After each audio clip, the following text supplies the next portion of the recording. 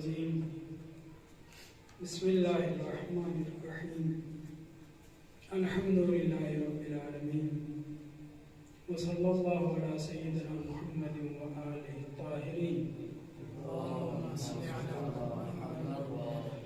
ولعنۃ اللہ علی اعدائہم اجمعین۔ بسم اللہ الرحمن الرحیم۔ آج کے دن گفتگو ہماری حضرت فاطمہ زہرا صلوات اللہ علیہا کے خطبہ فتحیہ کے سلسلے میں رہتی ہے اور درس کا عنوان فقہ الزہرا صلوات اللہ علیہا کے ہے۔ اس گفتگو کو کہ جناب سیدہ صلوات اللہ علیہا نے جو خطبہ ارشاد فرمایا ہے اس کے مقدماتی گفتگو میں ہم ابھی الجھے ہوئے ہیں۔ ایک مسئلہ بلکہ دو مسئلہ یہاں ذکر کرنا بہت ضروری ہے، وہ یہ ہے کہ خطبے کے آغاز سے پہلے تمہید میں جو گفتگو ہوئی ہے اجمع ابو بکر علی منع فاطمہ فدک، اس عبارت میں ہماری گفتگو چل رہی ہے۔ اجمع کے ایک معنی یہ ہے کہ ارادہ کر لیا، مصمم ارادہ کر لیا، پختہ ارادہ کر لیا، اور ایک معنی وہی جماع کے ہے، یعنی اجتماع کرنا، تال میل کرنا، اجماع کرنا۔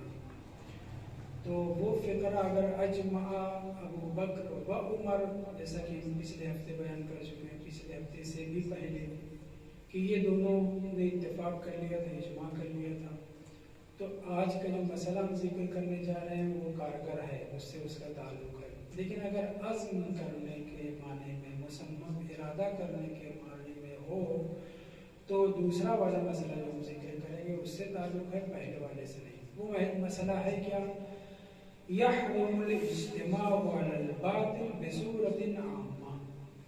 ایک بزرگوار نے یہ فرمایا ہے کہ کسی باطل کے اوپر جمع ہو جانا حرام ہے، یحرم حرام ہے۔ اب یہ باطل پر اجماع 2 آدمی کریں، 4 آدمی کریں، 1000 آدمی کریں، لاکھوں لوگ کریں، اس سے کوئی تعلق نہیں ہے۔ بہرحال باطل پر جمع ہونا حرام ہے۔ السلام علیکم السلام۔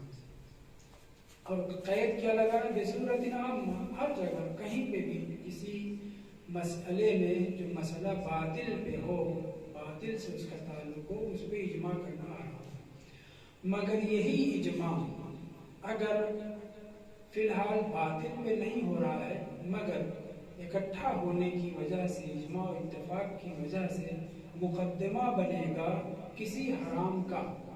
مثلا ہم آپ فرض کر لیتے ہیں کہ کہیں اکٹھا ہو رہے ہیں، کسی حرام کام کے لیے ایسے بیٹھ رہے ہیں، لیکن یہ بیٹھنا بعد میں نتیجہ دے گا کس چیز کا؟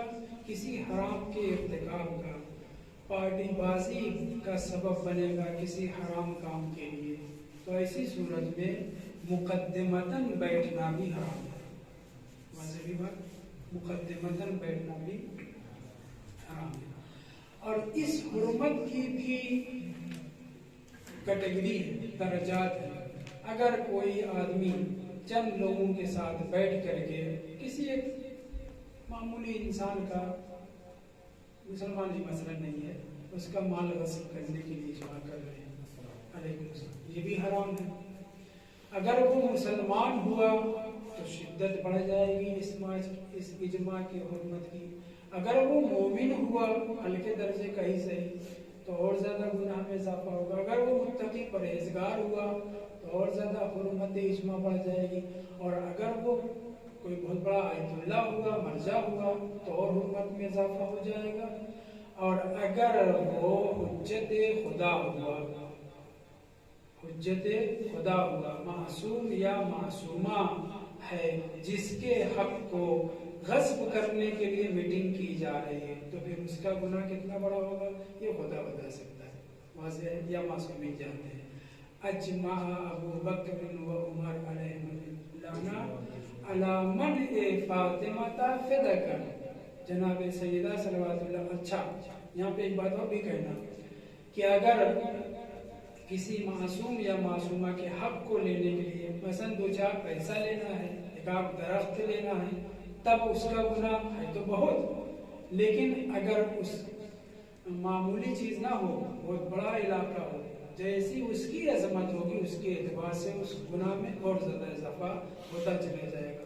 اور اگر مادی چیز کے ساتھ ساتھ اس کا عنوان مادی نہیں ہے بلکہ حق کے خلافت کا مسئلہ ہے، حق کے امامت اور ولایت کا مسئلہ ہے، تب اس میں اور زیادہ اضافہ ہوتا چلا جائے گا اس اجماع میں گناہ کا۔ بس وہی بات، تو یہ جو بزرگوار فرما رہے ہیں کہ حرام ہے بصورت عام، اجماع کرنا کسی حرام پر، اجتماع کرنا، اتفاق کرنا، اس کے درجات ہیں۔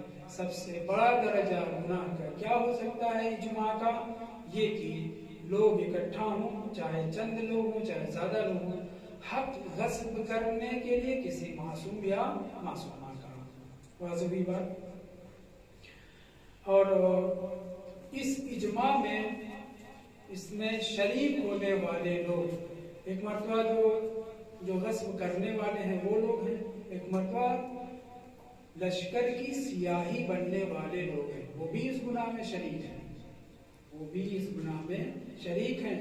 یعنی صرف 2-4 لوگ نہیں بلکہ جتنے لوگ بھی اپنی خوشی کا اظہار کریں گے یا اس اجماع میں شریک ہو کر کے حق کے غصب ہونے کا سبب بنیں گے، وہ سب کے سب اس گناہ میں برابر کے شریک ہیں۔ تو جناب سیدہ صلوات اللہ علیہا معصومہ کا حق کے فدق صرف نہیں، حق کے فدق کی آڑ میں خلافت اور ظاہری خلافت البتہ کہیں امیر المومنین اسلام کی چھین لی گئی، اس کا گناہ اس قدر، اس اجماع کا گناہ اس قدر ہے کہ سوائے معصوم کے اور کوئی نہیں جانتا۔ اگلا مسئلہ اسی سے ملتا جلتا، کسی غیر مومن کو، ہے مسلمان ہے یا مثلا مسلمان نہیں ہے لیکن کیا نام ہے سنجیدہ آدمی ہے، اچھا آدمی ہے، لوگوں میں اس کو اذیت پہنچانا، پڑوسی ہے مثلا مگر کافر ہے، یہودی ہے، نصرانی ہے، کوئی پڑوسی کو اذیت دینا منع ہے، صحیح؟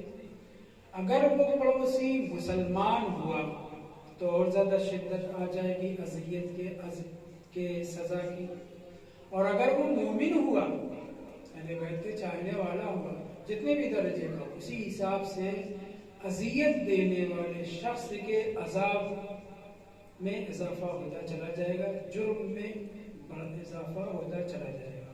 اور اگر وہ پڑوسی، اگر وہ شخص معصوم ہو، مرض تکلیف کہیں آگے بڑھیں، اس کے بعد معصوم ہو یا معصومہ ہو، تو پھر اس کا گناہ، اس اذیت دینے والے کا گناہ اسی حساب سے بڑھتا چلا جائے گا۔ چہ جائے کہ کوئی سیدۃ لسائر العالمین من الاولین والآخرین، سیدۃ اسی اعتبار سے اضافہ گناہ کا ہوتا چلا جائے گا۔ اور اگر اذیت دینے والے میں لشکر کی سیاہی میں اضافہ ہو رہا ہے، تماشا دیکھنے والے ہوں یا ساتھ دینے والے ہوں، جناب سیدہ صلوات اللہ علیہ کے دروازے پہ جو ہجوم ہوا، حملہ ہوا ہے، ایک مرتبہ نہیں کم سے کم 3 مرتبہ ہوا، اور بھی بعض قائل ہیں، 2 تو اکثر نے لکھا ہے، بعض روایات سے 3 حملہ ثابت ہے اور بعض اس سے زیادہ کے بھی قائل ہے، اور بہت جلدی حملہ ہوا کہ جس میں امیر المومنین اسلام ایک روایت میں اس وقت تھے ہی نہیں، یمبو میں اپنے کھیت یا درخت کی اصلاح کے لیے گئے ہوئے تھے، ایک روایت کہ نہیں تھے، لیکن اتنی تیزی کے ساتھ حملہ، بہت پوری تفصیل ہے، الہجوم علی بیت فاطمہ صلوات اللہ علیہ کتاب ہے عبد الزہرا مہدی صاحب کی، استعارہ میں سمجھتا ہوں استعارہ کنایہ ہے نام کا، اصلی نام نہیں ہے، اس کا فارسی بھی ترجمہ ہوا، بہت اہم ہے ان دنوں خاص طور سے اس کتاب کو پڑھنے کے لیے، الہجوم علی بیت فاطمہ صلوات اللہ علیہ۔ متوجہ رہیں، گفتگو چونکہ یوم فاطمیہ آنے والا ہے اور آج ہمارا 10 عزت الزہرا صلوات اللہ علیہ کے عنوان سے ہے، تو اسی پہ ہم گفتگو علیہ السلام کو آگے بڑھاتے ہیں۔ کیا حکم ہے؟ یحرم ایذاء اہل البیت علیہ السلام، تو کیا صرف اہل البیت علیہ السلام کو ایذا دینا حرام ہے؟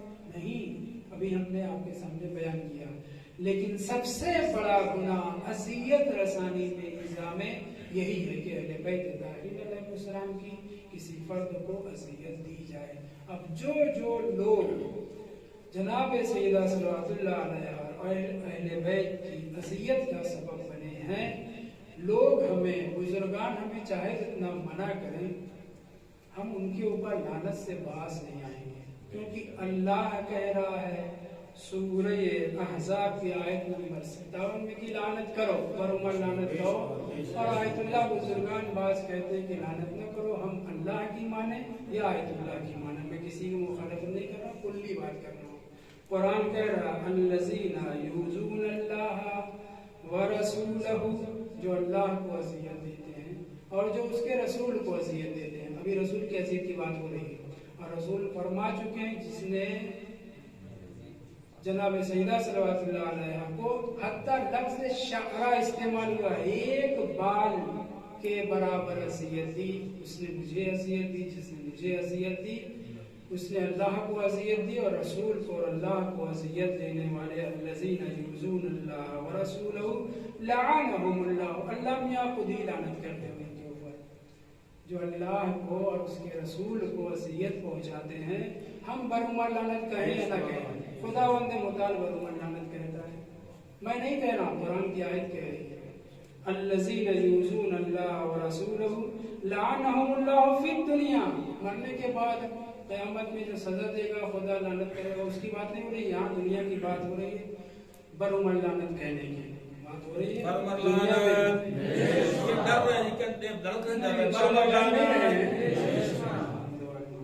الذین یؤذون اللہ ورسولہ لعنہم اللہ فی الدنیا والآخرۃ وأعد لهم عذابا مہینا. اور ہین توہین سے اردو میں ہم جانتے ہیں توہین کسے کہتے ہیں.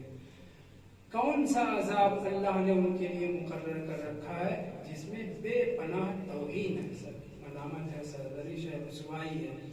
تو خدا کہہ رہا ہے کہ لعنت کرو، اللہ کہہ رہا ہے کہ لعنت کرو، آیت اللہ کہہ رہا ہے کہ لعنت نہ کرو. کس کی بات سنیں گے آپ؟ جس کی آپ سننا چاہیں سنیں. میں یہاں ایک حدیث ذکر کرنا چاہ رہا ہوں، بہت اہم. چھٹے امام حضرت امام جعفر صادق علیہ السلام، ایک شخص ہے، نام اس کا ذکر نہیں ہوا ہے، لیکن دوسرے صحابی جو امام کے تھے وہ نقل کر رہے ہیں. اس کو عجیب و غریب مسئلہ تھا، اور یہ روایت علل الشرائع میں جناب شیخ صدوق رضوان اللہ تعالی علیہ نے نقل کی ہے. یہاں بزرگوار نے ایک ٹکڑا نقل کیا. وقت اذیت کی بات ہو رہی تھی نا، فاطمہ بضعۃ منی، اسی روایت کا پوری طولانی روایت ہے، آپ علل الشرائع میں ضرور پڑھیے. اس روایت میں بعض اشکالات بھی ہیں، اس کو بھی برطرف کرنے کی سوچیے، کیونکہ ہمارے بزرگ عالم نے نقل کیا ہے. اشکال ہے بعض فقرے میں، اور بہت اہم روایت بھی ہے. بہت اہم کیوں کہہ رہا ہوں، توجہ کریں. فاطمہ بضعۃ منی، جناب سیدہ صلوات اللہ علیہ میرا حصہ ہے، میرا ٹکڑا ہے. متوجہ ہے نا یہ؟ وَأَنَا مِنْهَا، ترجمہ کریں. فاطمہ میرا ٹکڑا ہے، میرا ایک حصہ ہے. ہم لوگ ترجمہ کرتے ہیں میرا جگر کا ٹکڑا ہوگا، یہ تو نہیں ہے، جگر نہیں. فاطمہ میرا حصہ ہے، یہ میرا جز ہے، اور میں کل ہوں. وَأَنَا مِنْهَا، اس کے اوپر پوری مجلس پڑھی جا سکتی ہے. خلاصہ یہ ہے، وہ میرا کچھ ہے، جز ہے، میں ان کا کل ہوں. وہ مجھ سے ہے مگر میرا کل ان سے ہے. وَأَنَا مِنْهَا، جائیں ترجمہ کرتے رہیں. ایسے ویسے کے سامنے ترجمہ کریں گے، اشکال اور اعتراض کریں گے. یہاں مومنین کی بات ہو رہی. وَأَنَا مِنْهَا، اور میں ان سے ہوں، میں کل کا کل فاطمہ سے ہوں.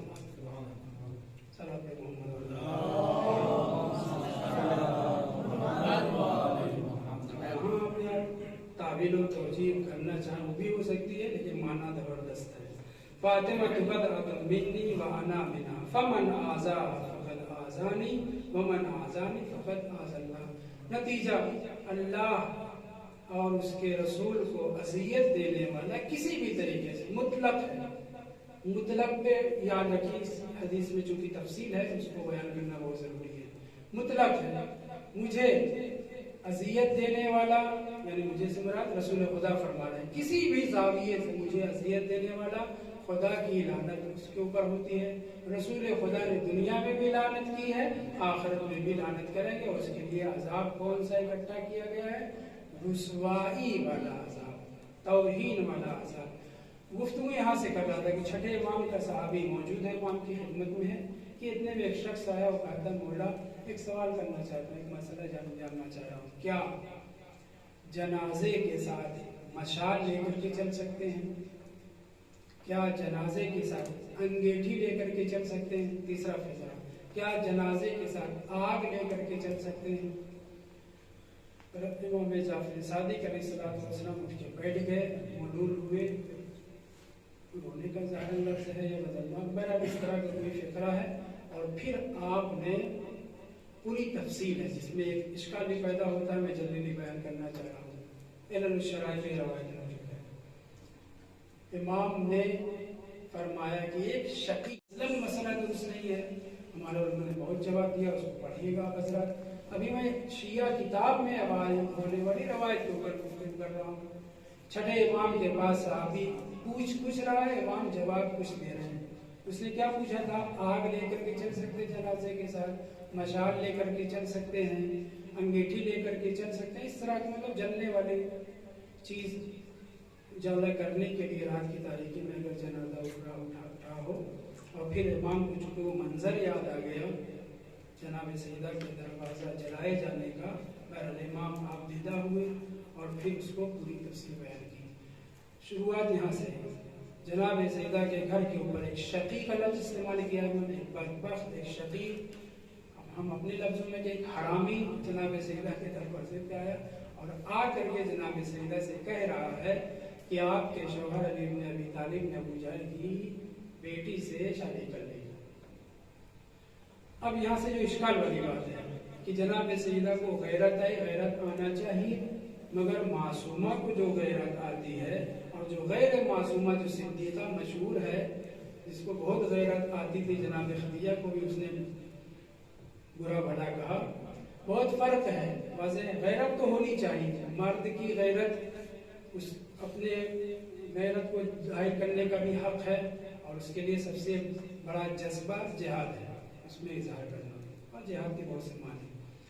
اور عورت کی غیرت بہرحال روایت کا یہ فقرہ ہے, ہم تو اس کو صحیح نہیں مانتے, اس میں اضافہ معلوم ہوتا ہے. وہ یہ کہ جناب سیدہ کو بہت غیرت آئی, اور پھر آپ پہلے اس سے 3 مرتبہ پوچھا یہ صحیح کہہ رہے ہیں؟ اس نے کہا ہاں صحیح ہے, ہاں صحیح ہے, ہاں صحیح ہے, اتنے الفاظ ہیں. اور پھر اس کے بعد جناب سیدہ مکھنا چادر اور امام حسن, امام حسین السلام اور ان میں کچھ نہیں, جناب زینب کی کلیت لے کر کے رسول خدا کے یہاں پہنچی. پیغمبر اسلام چہرے سے اندازہ کر لیا کہ جناب سیدہ بہت پریشان ہے. میں جلدی آگے بڑھ رہا ہوں. اور پھر پیغمبر کی ہمت نہیں ہوئی, میں اپنے الفاظ میں کہہ رہا ہوں, کہ ان سے پوچھیں. پیغمبر باہر نکلے, مسجد میں گئے, 2 رکعت نماز پڑھنے کے بعد دعا کرنے کی فاطمہ کو جو بھی مصیبت ہے, جو بھی غم ہے وہ دور ہو جائے. پھر واپس آئے, پھر گئے. اب وہ کتنی مرتبہ ہوئے دیکھنے کی ضرورت ہے. آخر امیر المومنین اسلام کو پوری تفصیلات کی ضرورت نہیں ہے. امیر المومنین اسلام کو تم یا ابا تراب کہا اور ان سے پوچھا, انہوں نے کہا کہ ایسا کچھ نہیں, یہ جھوٹ ہے جس نے بھی کہا ہے. ہمارا اعتراض جو اعتراض کرنے والے اعتراض کہہ سکتے ہیں جناب سیدہ کے اوپر کہ انہوں نے مان کیوں لیا اس کی بات, اس ملعون کی, اس خبیث کی بات کیوں مان لی, اور کیسے امیر المومنین اسلام کے اوپر غضبناک ہو کر کے رسول خدا کے پاس گئے, ہے نا. ان سب ٹکڑوں کے اوپر ہم کہہ سکتے ہیں کہ یہ درست نہیں ہو سکتا. بہرحال امیر المومنین صاف لفظوں بیان کے یہ بالکل سراسر جھوٹ ہے, ایسا کچھ نہیں ہے. اس وقت پیغمبر اسلام نے فرمایا تھا فاطمہ بضعۃ منی وانا منہا. گویا ہم یہ کہنا چاہتے ہیں, اور ان کے یہاں یہ روایت ہے بھی اور اسی طریقے سے ہے, اسی طرح کے مفہوم کے ساتھ ہے, لیکن ہمارے یہاں جو روایت ہے اس میں امام امیر المومنین اسلام نے صاف لفظوں میں کہا یہ سراسر جھوٹ ہے. اور امام صادق علیہ السلام نے اس شخص کو شقی کہا جس نے جا کر کے جناب سیدہ سے بات کہی تھی. بہرحال اس کے بعد رسول اسلام امام حسن علیہ السلام کو, حضرت امیر المومنین اسلام امام حسین علیہ السلام کو, اور جناب ام کلثوم جناب زینب صلوات اللہ علیہ کو جناب سیدہ لے کر کے گھر پہنچتی ہیں. اور یہ فقرہ وہاں بھی نقل ہوا ہے, فمن آزاہا فقد آزانی. دوسرے لفظوں میں اس روایت کا مواجہ مخاطب حضرت امیر المومنین علی بن ابی طالب علیہ السلام. اس طرح کے فقرے بھی روایات میں آئے ہیں، لہٰذا کہیں پہ بھی کوئی بھی روایت پڑھیں تو نشیب و فراز دیکھ کریے، اول اور آخر دیکھ کریے. کہیں ایسا تو نہیں کہ بظاہر تو یہاں تعریف کا پہلو ہے مگر اس کے سیاق و سباق میں اہل بیت کی توہین ہو رہی ہے. یا تو پوری عبارت نہ پڑھیے، جو فضیلت کی چیز ہے صرف وہ پڑھیے. کیوں؟ کیونکہ وہ فضیلت کی چیز تو ثابت ہے اہل بیت کے لیے، لیکن جہاں پہ منقصد ہو رہی ہے وہ ہرگز اہل بیت کی طرف نسبت دی ہی نہیں جا سکتی.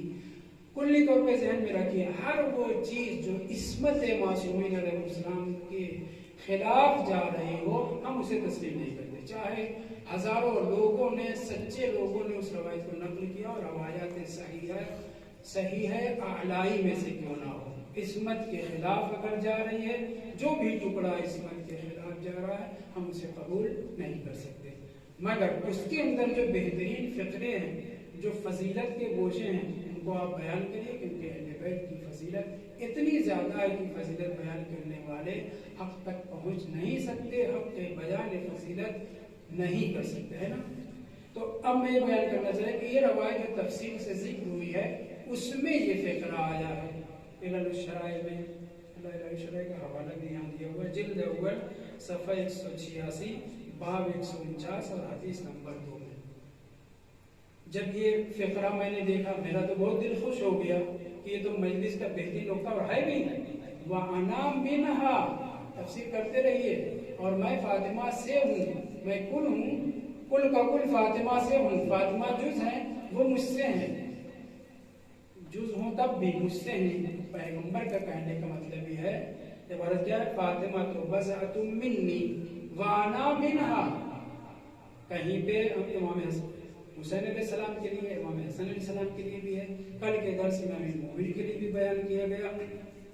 یہاں پیغمبر فرمانے وانا منہا.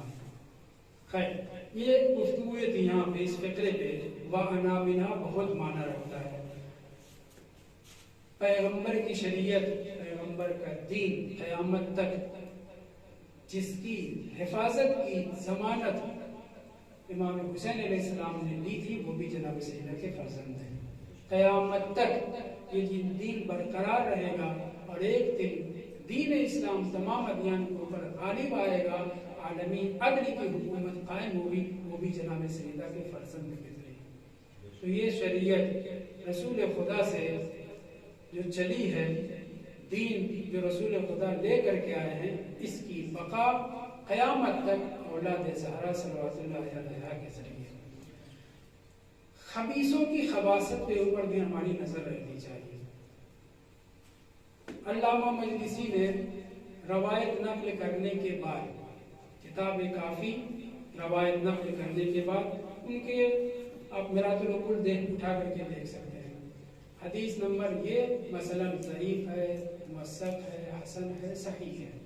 روایت کو صحیح لکھا ہے اور پھر سوال کرنے والا اپنے کو شیعہ ظاہر کر کے، وہ بھی ہندوستان کا ظاہر کر کے سوال یہ کر رہا ہے کہ یہ روایت تو علامہ مجلسی کے نزدیک صحیح ہے، لیکن جناب ہمیں کوئی صاحب نے کیا کہا ہے، نجاشی نے کیا کہا ہے، کشی نے کہا ہے، کیا کہا ہے وہ بیان کریے. سوال پہ غور کریے. کون سی روایت؟ پہلے روایت تو ذکر کر دوں. کلینی صاحب نے کتاب کافی میں حضرت امام موسیٰ کاظم علیہ السلام سے نقل کیا ہے کہ امام کاظم علیہ السلام نے فرمایا انہا صدیقۃ شہیدہ. جناب سیدہ صلوات اللہ علیہا صدیقہ بھی ہیں، شہیدہ بھی ہیں. اب خباثتوں کو مد نظر رکھیے. شہیدہ سے مراد یہ تھوڑی ہے کہ وہ شہید ہوئی ہے. شہیدہ سے مراد گواہ. شاہد یعنی گواہ، شہید یعنی گواہی، برابر گواہی دینے والا. شہیدہ یعنی گواہی دینے والی. ایک تعبیر ہے. دوسری تعبیر و توجیہ جو تعبیر و توجیہ نہیں ہے بلکہ روایت کو خراب کرنے کے چکر میں یہ سوال کیا گیا ہے کہ مجلسی صاحب نے تو اس کو صحیح قرار دیا، لیکن ان کا مبنا کیا تھا وہ انہوں نے میرات العقول میں نہیں لکھا ہے. لہٰذا ہم ان کی بات کیسے مان سکتے ہیں؟ صحیح ہے، بزرگوار تھے، آپ کے بزرگوار تھے، ہمارے تو بزرگوار نہیں۔ مثلا بہت توجہ سنیں، روایت کے نقل کرنے والے جناب کلینی صاحب کتاب کافی میں کس سے نقل کر رہے ہیں؟ اپنے استاد سے۔ اپنے استاد کون؟ محمد ابن یحییٰ العطار، جناب شیخ صدوق کے اساتذہ اور شیوخ میں سے تھے۔ ان کے لیے ہمارے کشی میں نجاشی نے رجال نجاشی میں لکھا ہے شیخ من اصحابنا ثقہ، مسئلہ ختم۔ اسی طرح سے اور بزرگوں نے۔ اس کے بعد انہوں نے کس سے نقل کیا ہے؟ انہوں نے نقل کیا الامرکی، عمر نہ پڑے گا، الامرکی بن علی ابو جعفر کوفی، یہ بزرگوار ہیں جن سے جناب شیخ صدوق کے استاد نے نقل کیا ہے۔ یہ کون ہے؟ یہ بھی بزرگوار ثقہ اور جلیل القدر ہیں۔ انہوں نے کس سے نقل کیا؟ انہوں نے نقل کیا ہے حضرت امام موسیٰ کاظم علیہ السلام کے بھائی جو کافی دنوں تک زندہ رہے ہیں، علی ابن جعفر، بہت مشہور ہے علی ابن جعفر، اور ان کے ہاتھ کی لکھی ہوئی ایک کتاب بھی آج موجود ہے، امام کے فرزند کے ہاتھ کی لکھی ہوئی کتاب شاید 20 سال پہلے یا اس سے پہلے چھپ چکی ہے، مسائل علی ابن جعفر کے عنوان سے۔ 200 کچھ مسئلہ ہے، تعداد میری یاد نہیں رہ گئی، میں نے اس کو پڑھا ہے، کتاب کو دیکھا، ان سے نقل کیا ہے۔ یعنی 2 واسطے سے کلینی صاحب امام کے بیٹے سے نقل کر رہے ہیں۔ کون بیٹے؟ علی ابن جعفر، جو قم میں دفن ہے، بہت بڑی شخصیت ہے، اور انہوں نے اپنے بھائی امام موسیٰ کاظم علیہ السلام سے نقل کیا ہے۔ یعنی بیچ میں کتنے واسطہ ہوئے؟ امام اور کلینی صاحب کے بیچ میں صرف 3 واسطہ، ایک امام کے فرزند ہیں، ایک استاد ہیں، ایک بیچ میں الامرکی۔ الامرکی کون؟ ثقہ جلیل القدر عظیم الشان انسان۔ تو تینوں جو بیچ میں راوی ہیں وہ بھی، امام تو بیان کرنے والے ہیں، کلینی صاحب نقل کرنے والے ہیں، بیچ میں واسطہ 3، ایک استاد ہے جلیل القدر، ایک امام کے فرزند ہیں جو جلیل القدر بہت زیادہ، اور بیچ میں الامرکی۔ روایت سند کے اعتبار سے اعلیٰ ترین درجے کی ہے، لیکن اس کے باوجود حذف نہیں ہوتی۔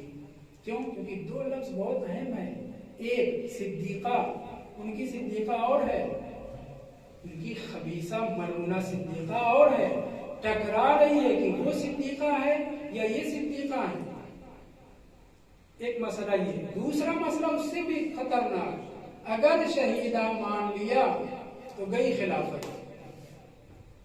یہ 2 کلمے انہا صدیقۃ شہیدہ، جناب سیدہ صلوات اللہ علیہ صدیقہ بھی ہیں، تو مقابل میں صدیق کہا جانے والا ایک بڑی بہترین کتاب ہے، منتہی التقی یا نہایت التحقیق، مہدی خسان صاحب کی ہے، جن کے اوپر اگلے ہفتے قم میں بھی دوبارہ کانفرنس ہونے والی ہے۔ نہایت التحقیق یا منتہی التحقیق فی ما جری بین الصدیقۃ والصدیق، یہ کتاب کا نام ہی انہوں نے اسے رکھا ہے، نہیں کہ وہ صدیق مان رہے ہیں، بس نظام کے عنوان سے اس چیز کو انہوں نے ذکر کیا۔